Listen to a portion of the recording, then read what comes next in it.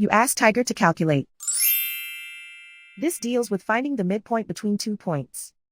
The midpoint between the 2 points is 52, 36.5.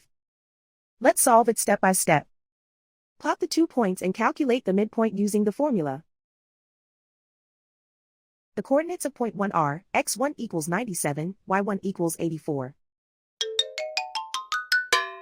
The coordinates of point 2 are, x2 equals 7, y2 equals -11. PM represents the midpoint of the 2 points.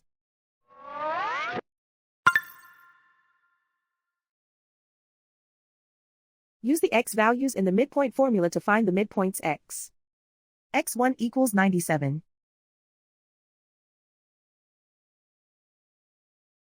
x2 equals 7.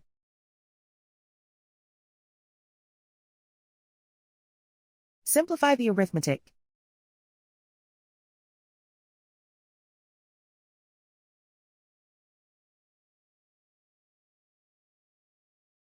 Use the y values in the midpoint formula to find the midpoints y.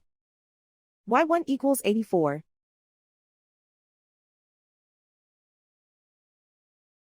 y2 equals -11. Simplify the arithmetic.